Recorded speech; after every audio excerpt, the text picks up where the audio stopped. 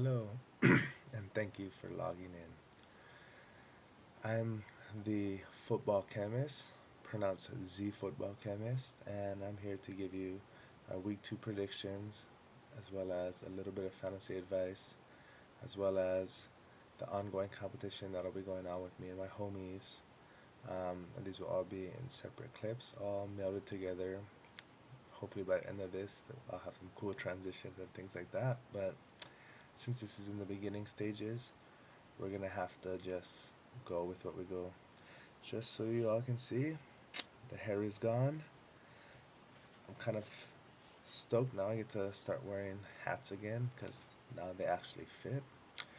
So to get started with the picks, let me just go through. I'm not going to talk much about the games. I'm just going to give my picks so I can keep my weekly record for the season. Right now I'm at 10-6. I got Atlanta over Arizona, Baltimore over Cincy. I got Kansas City over Cleveland, and not just because they beat the Chargers, but because they look good. Dallas over Chicago, Philly over Detroit, Green Bay over Buffalo, Pittsburgh over Tennessee, Minnesota over Miami, Carolina over Tampa Bay, Denver over Seattle, as much as it pains me, St. Louis over Oakland, the Patriots over the Jets, San Diego taking down Jacksonville, Houston over Washington, Indianapolis over the Giants, and Nolans over the Niners on Monday Night Football. Those are my picks for the week. We'll see how I do. Alright, let me give you a few of some fantasy pickups for the week. Everyone pretty much has their team set, but if you're looking for a running back and you haven't already found out and this person hasn't been swooped up, Brandon Jackson of the Green Bay Packers taking over for Ryan Grant out for the season. He could do good. That's a high-powered offense, and he should be taking over. At wide receiver, Mark Clayton for the St. Louis Rams had a lot of catches if you're in a PPR league. He had a lot of targets. Their first string receiver went down with an ACL injury before the season. In the first game, their guy who moved into the number one was Laurent Robinson. Looked like he got injured. Sam Bradford's hucking the ball, and I mean, what can you say? At tight end, well, I would say Jermaine Grisham for Cincinnati. He's probably still available on some waiver wires, and it looks like he's a pretty big target for Carson Palmer in the red zone. For this week's defense, I would plug in the Chiefs. Once again, not just because they beat the Chargers, but because special teams touchdown counts, and they got some rookies who can run, and because they're playing the Raiders. Um, Alright, messed that up. As far as defense goes for the week, I would pick up Kansas City Chiefs. They got some explosive rookies on the special teams that could be beneficial. Maybe they'll get the run one back, get you a touchdown, and also they're playing the Cleveland Browns, so they could stop them and get you some points. If you need a quarterback, Kevin Kolb looks like he probably won't play with a concussion. Michael Vick, though he may not give you the best passing stats, he rushed for over 100 yards, and I mean that's as good as a running back one. Or Sam Bradford, once again, St. Louis Rams. He threw the ball about 50 times. He may throw some picks and stuff, but he's a gunslinger and he's the number one pick, so I would go with them. Hello, I'm reporting here from Sacramento, California. Actually, Roseville. I'm staying at my good buddy Kelsey's house, also known as Punatic in the weekly picks. The Punatic is here to make the first special guest appearance of the year for this show. And without further ado, I'd like to introduce my friend, the Punatic, Kelsey, avid Eagles fans with a start and sit for fantasy football. Kelsey? What's up? First appearance on YouTube. Start and sit. Fantasy nutcases. You want to listen to this, you want to get this down, because these are guarantee winners and guarantee losers. Flames and lames, shitters and winners, you know the deal. First off with the running backs. Last season, Jerome Harrison dropped almost 3 bills in this game against Kansas City. Start Jerome Harrison. He didn't do shit last week. Start him this week. Sit for running backs. Hate to say it because I got him on one of my teams, my money leagues. Cedric Benson's gonna be a sitter. Don't play the man. Zach's gonna like this one. The freaking Chemist team. I'm gonna go with the start for Malcolm Floyd. Rashawn Mathis is about all Jacksonville's got, so play Floyd because you'll find some mismatches, and P. Rivers is going to be PO'd after last week's loss.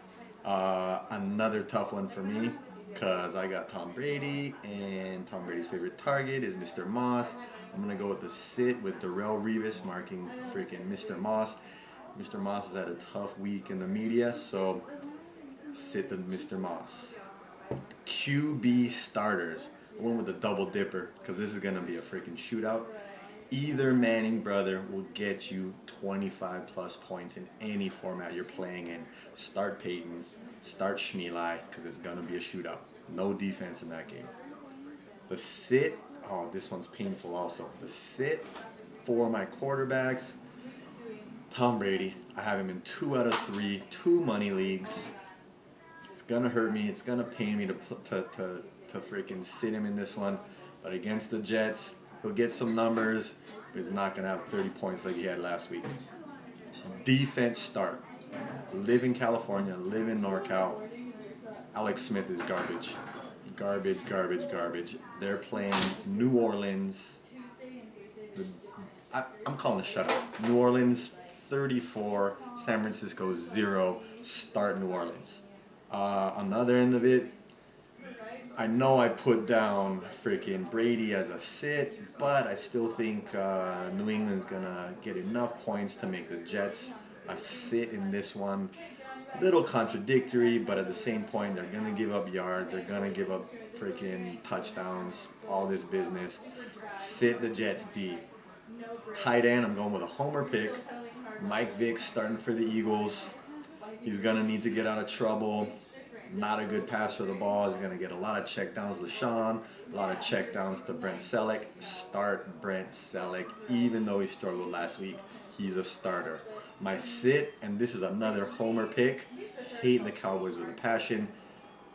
Romo, Austin, freaking MB3. Not a good D this year. Sit Jason Witten. All right, the punatic's out. Till next time. Keep watching. Let's get some hits on YouTube. Mahalos again. Talk to you next time. Aloha. Practice run. So as you can see here, the first matchup, I'm going to pick 5 matchups per week, and me and my friends will take our picks, and at the end of the week we'll keep a running tally of these. These are once again just the 5 best games of the week.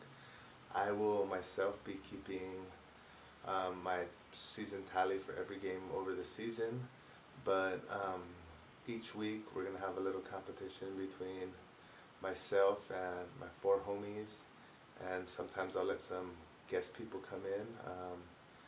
Depends. Each week will be different. To the first matchup, we got the Pittsburgh Steelers going into Tennessee to play with the Tennessee Titans. I am the football chemist, and my pick, as you can see, different from the rest. I take the Pittsburgh Steelers. My boy Trevor down in Oceanside, we're going to call him T-Money. He's taking Tennessee. My friend Kelsey Chaidez from Sacramento, also known as Punatic because he grew up in Puna and he's a lunatic. He's taking Tennessee. My boy Rage up in Oregon, he's got Tennessee. And my cousin Jeremy down in Torrance, we're going to call him Adrian Pimperson. He chose that himself. He also has Tennessee. As you can see, I got some football cards of each player. And if you're wondering what this is up here, this is a piece of gum from a football card pack from 1990. And if the Chargers lose this week, I will eat this on the show for next week. Alright? Alright, for my third game of the week, which I think is going to be a good matchup, is Baltimore at Cincinnati. Now, as you can see, we have a pretty nice split on this one. Myself, Punatic, and Adrian Pimperson all take Baltimore. T-Money and Rage are taking the Bengals. On a side note, I only had 2 Baltimore Ravens football cards because most of the packs of cards I had were from 1990 and before, and I guess the Ravens weren't around there, so substituted Bobby Wade in a Viking uniform, but it's kind of hard to tell from this angle, and Adrian Pimperson wouldn't mind having an extra Viking on there. Alright, next game of the 5 is going to be Miami at Minnesota. This game is extra special, as noted by the little stars here. T-Money is a Dolphins fan, and Adrian Pimperson is a Vikings fan, as you can tell by the name. In this one, the football chemist, myself, Rager, and Adrian Pimperson took the Vikings, whereas T-Money and Punatic took the Dolphins. Now, just wanted to make a special note. This card here, since T-Money is a big Dolphins fan, I put the greatest Dolphin of all time, Dan Marino. It's his 1988 record-breaking card. Don't know what the record was. And for the Vikings, I put the greatest Viking, in my opinion, of all time, Randy Moss. And actually, it's funny because Adrian Pimperson actually gave me this same exact white Randy Moss jersey when he left the Vikings. So that shows you he's a true fan. Alright, another intriguing matchup I thought would be the New England Patriots at the New York Jets. But as you can see, it was unanimous across the board. We all thought that the Patriots would take out the Jets.